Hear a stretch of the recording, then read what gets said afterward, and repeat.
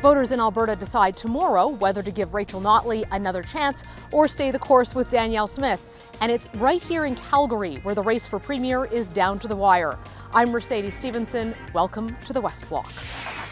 The stakes couldn't be higher in a campaign that is being watched across the country, with rural areas supporting the UCP and Edmonton supporting the NDP. It's Calgary and its all-important ridings where the race will be decided. Can Rachel Notley break through?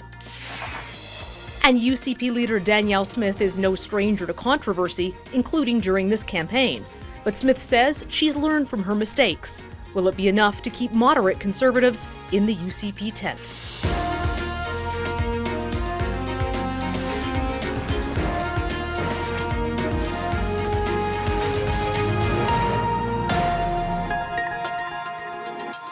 Rachel Notley ended decades of Conservative rule when she was elected Alberta Premier in 2015. She lost the last election to Jason Kenney and the United Conservative Party. Now she is locked in a tight battle with the UCP leader Danielle Smith, who says Notley's record speaks for itself. This election is a choice between a United Conservative Party that's lowered taxes, balanced the budget, and returned Alberta to its place as the economic powerhouse of Canada. Or we can choose to go backward with the NDP and their recycled policies that hiked taxes and debt, drove out jobs and investment, and sent Albertans fleeing elsewhere for opportunity. So can Rachel Notley do it again? I sat down with the NDP leader in the final days of her campaign. That interview's ahead in just a moment, but we wanted to let our viewers know we did also ask for an interview with Danielle Smith, the UCP leader, repeatedly, but her campaign declined. Here's my interview with Rachel Notley. Rachel Notley, thank you so much for taking the time from your campaign to sit down and talk to the West Block today. It's a pleasure to be able to chat with you. We are here in Calgary, which is absolutely critical for the NDP. It's your chance to try to get in there and flip ridings. How do you feel the campaign is going in this last full day of it? Well, we're very excited. It's been really encouraging. We just had a rally today, about 1,300 people. You know, we had people lined up outside because they couldn't get into the building. It was like 10 a.m. and yeah, just huge momentum. And not only sort of lots of folks who've been with us for a while, but also new folks who are Conservatives who are saying, you know, this time they're going to lend us their vote, and yeah, so we're pretty optimistic. How confident are you that those people are going to turn out? Because sometimes people tell you at the door what they think you want to hear, and then they come down to it and they go, don't really like Danielle Smith, but I've always been a Conservative. What's your confidence level that they're going to tick the box for Rachel Notley and the NDP? Well, it's pretty good. I mean, that is of course what we're hearing on the doorstep. I'm also hearing it from folks, and you know, like I've had, you know, a pretty healthy experience of folks coming up and saying, "Hi, Rachel, I'm going to vote for you." But the number of people that have come to me during this campaign to say, this is the first time ever that I'm going to vote NDP, but I want you to know I'm doing it, and that's on their own volition. So it's a pretty common message that's out there from folks, and certainly we're seeing it in some of the larger and more public endorsements that we're receiving. And yeah, you know, as I say, we're pretty optimistic. You have campaigns saying that this election is all about trust, but some Albertans say they're not sure if they trust you, that you introduced a carbon tax you hadn't campaigned on, that, you know, fair or not to you, you were in power at a time when oil and gas tanked. How do you convince people that they can trust you when you're running against your own record, which is what they're looking at and saying, I don't know, can we? We've been fairly successful at saying to people, listen, we have a clear platform that we are offering to folks, and our platform reflects their priorities.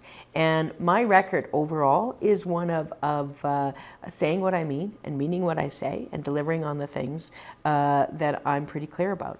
And so we've said back to folks, listen, we have a plan for the economy.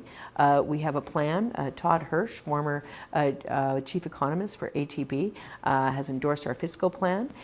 It's responsibly costed, and we have a plan to address the priorities of Albertans. And so we say that, and then we combine it with, you know, Alberta needs stable, predictable, capable leadership. Leadership that is focused on people's priorities as opposed to its own constant churn internally. And that seems to be something that folks are really picking up on. I know that you've promised you're not going to raise personal income tax, that you're going to not tax small businesses, but you've also promised that you're going to increase the corporate tax in Alberta from 8 to 11%. And I know I've watched lots of your videos and press conferences and announcements. You talk about it will still be the lowest corporate tax environment in Canada. But some of what you're competing here against in Canada is not actually other Canadian provinces, especially when it comes to oil and gas. It's the United States. Are you concerned that introducing that increase in corporate tax will cause capital flight and that you might have lost some voters with that? I'm not terribly concerned. Let me say, first of all, that I'm very proud of the program that we've been offering to Albertans to increase our support for public health care, ensuring that everybody gets access to a family doctor, to have Albertans' backs when it comes to affordability issues, and to incent emerging sectors of the economy here to create targeted tax incentives to get those folks here. And as you say, we are going to take Alberta's lowest corporate tax rate and raise it to be Alberta's lowest, or Canada's lowest corporate tax rate. And we're going to do it, and we'll be charging less than Scott Moe and collecting less than Doug Ford in Ontario. And I think that argument that you're making is one that the UCP have pulled out very recently in a little bit of a desperate attempt. But it's apples and oranges. We know, for instance, that in many of the states they're talking about, employers have to pay for all of their employees' health care.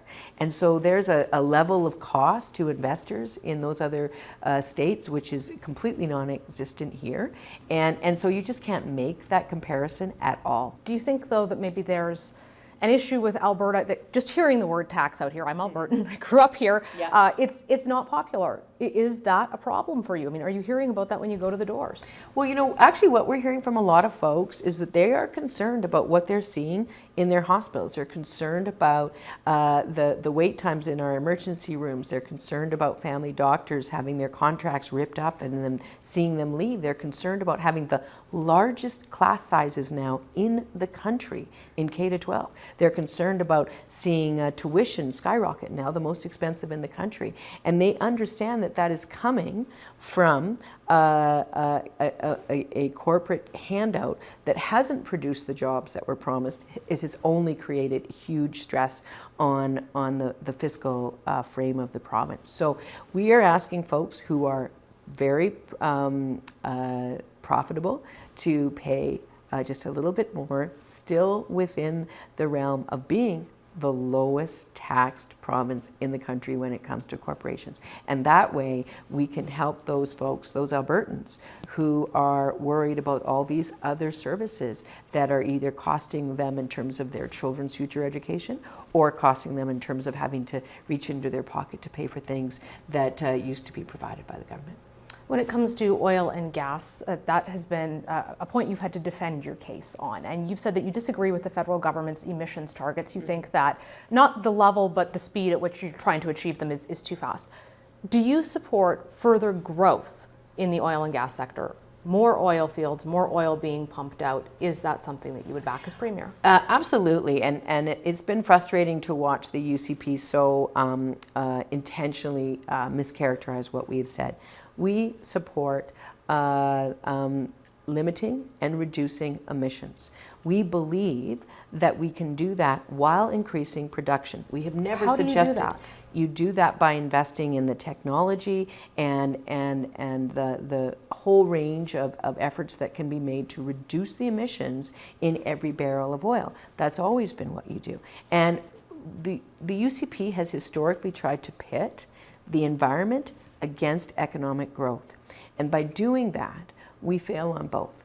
And what I know and what we have seen even from our time in government, that if you set out a plan, one that is realistic and achievable, you can actually provide the certainty to investors, and you can take this turn it into an opportunity to create more jobs and continue to be a leader on a worldwide leader in energy production by being the most effective at doing it sustainably and responsibly.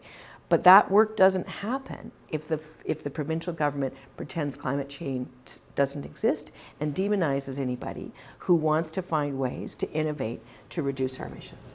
If you become Premier, what does your relationship look like with Prime Minister Justin Trudeau? It looks a lot like it always has, in that I will always put the interests of Albertans first. That is the job of the Premier of Alberta, no matter what party they represent. And I will do that in relation to other provinces, no matter who is leading in those other provinces. And I will do that in relation to Ottawa, no matter who is in charge in Ottawa. But here's the thing. the Albertans that I talk to do not want to leave Canada. They want to lead Canada. And the way to do that is to go and negotiate with strength and ability and thoughtfulness for the best outcomes for the province. And that's work that hasn't been happening for the last 3.5 years. And Albertans have been losing opportunities, losing investment dollars as a result. And that has been now amplified by Danielle Smith's Sovereignty Act and her general disrespect for the rule of law. And all of that is creating the kind of instability that undermines Alberta's place in Confederation in a way that hurts business, hurts investment. That is the biggest threat to investment right now in Alberta. Not anything that's in any of our policies. It's the fact that there's so much instability around whether investors can trust the safety of their dollars in a province where the rule of law seems to be somewhat in question. Rachel Notley, I know you've got lots of campaigning to do. Thank you for taking the time to sit down with us today, and best of luck. Thank you. There's only one option to protect the economic livelihoods of you and your family. That's Danielle Smith and the United Conservative Party. Up next, former Prime Minister Stephen Harper and Conservative leader Pierre Poilievre have both endorsed Danielle Smith. But just how united are Alberta Conservatives with their leader?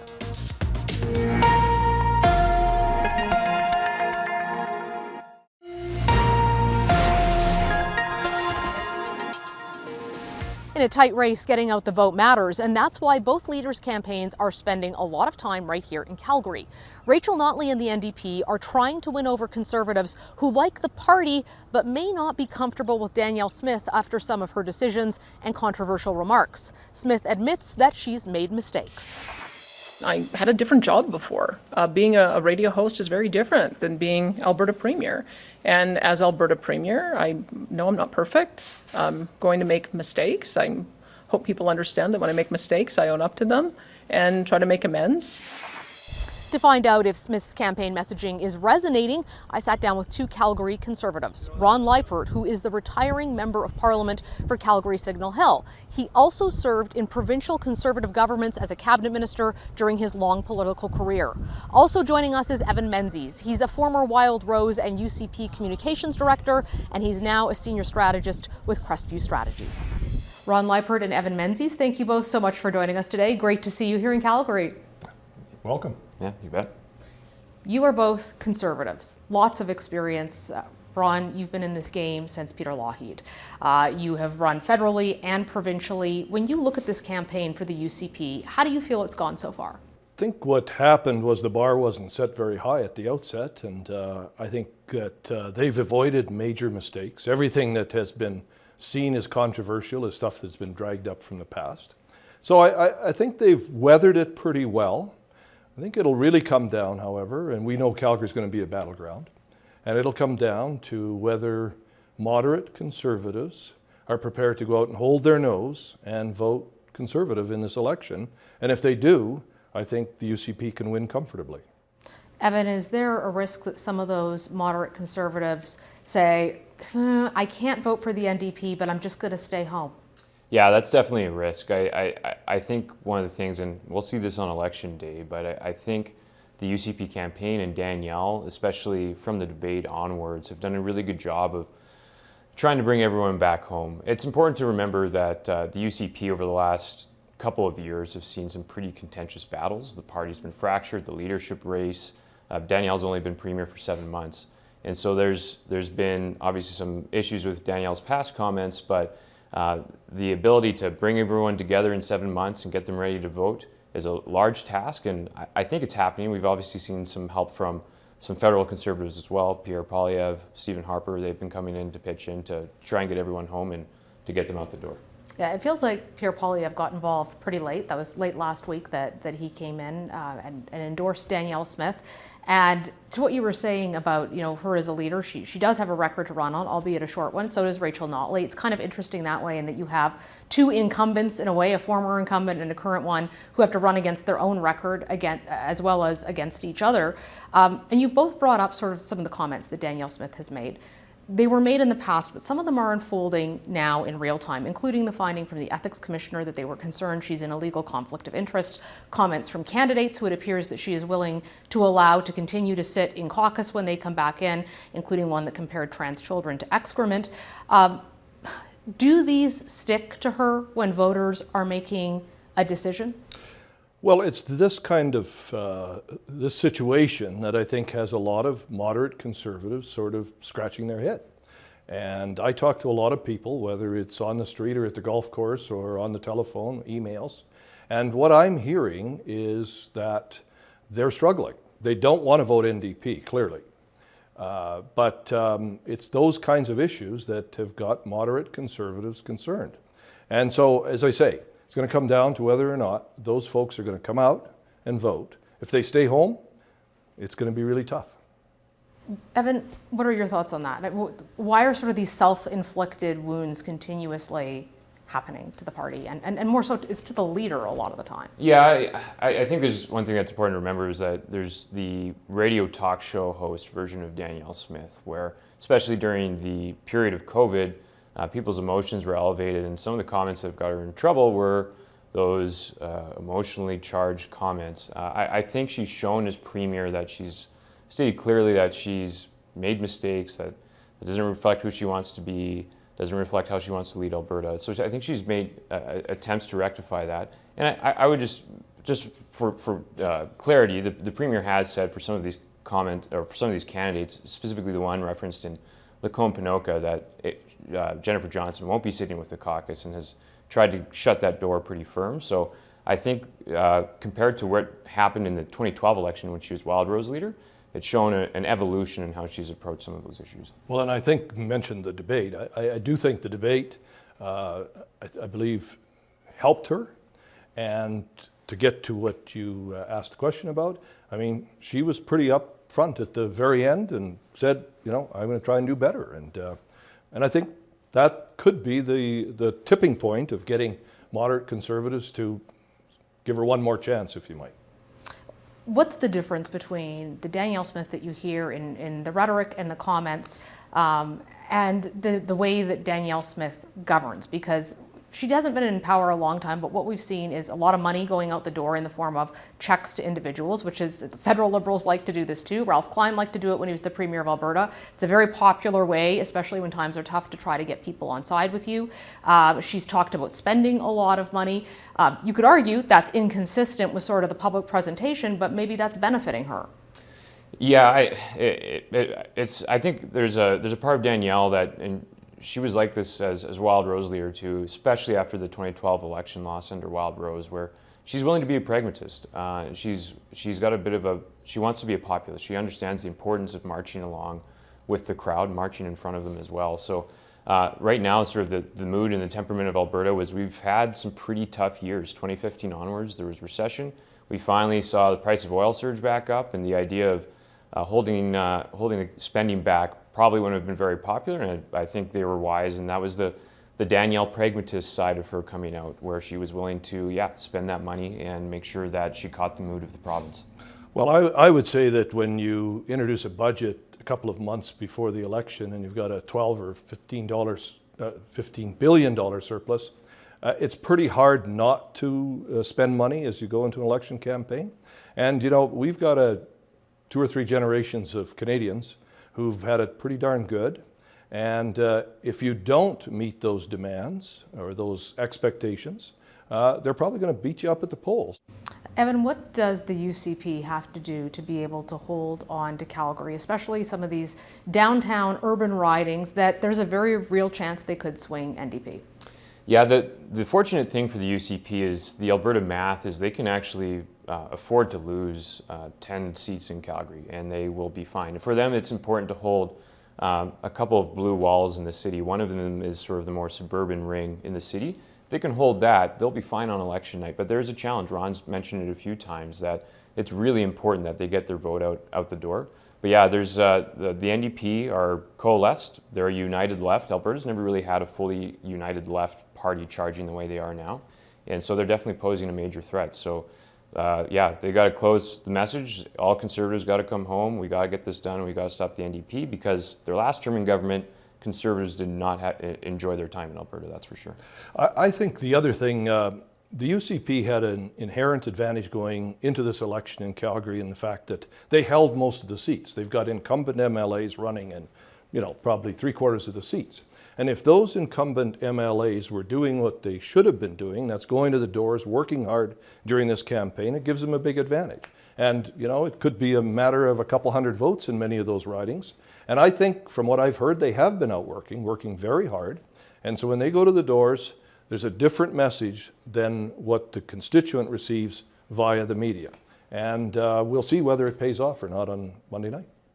Ron, I know you're leaving federal politics completely. I wanted to give one last question to you. I am really curious to know your thoughts on the state of both federal and provincial Conservative parties. Some say they're changing, they're veering away from the traditions of Stephen Harper and Jason Kenney. They're concerned. Do you share any of those concerns? I'm concerned in that I believe the political middle of the spectrum is wide open for the taking. By and large, Conservatives have become a little more to the right. There's clearly the Liberals have gone to the left, and no one is filling that middle void. I think our leader is going to try, talking about things like, the cost of living and all of these sorts of things. But I'm not sure that it's resonating yet. I'm not sure that the voter in the GTA is prepared to give him that at this stage. There's a lot of work to be done, but it is incredibly polarized. And constituents summed it up to me very well the other day. He said, we've got 10% of the noisy people over here, 10% of the noisy people over there, and 80% of us are sitting in the middle watching this ping pong match going back and forth. And I think that kind of summed it up pretty well. Well, Ron and Evan, thank you both very much for your time today. We're all looking forward to seeing what happens tomorrow, and we'll find out. We sure are. Yeah, you bet. Yep. Up next, what does Alberta's election mean for federal politics?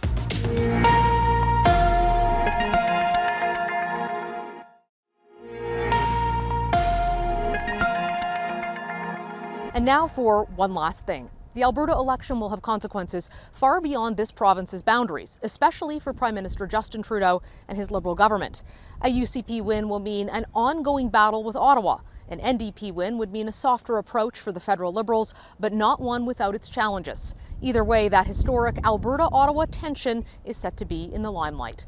That's our show for today, but our special coverage of the Alberta election continues. I'll be here on the ground in Calgary for the next few days, and Global National will be broadcasting from Edmonton. And for our Alberta friends, our Decision Alberta election special will be live across the province tomorrow night.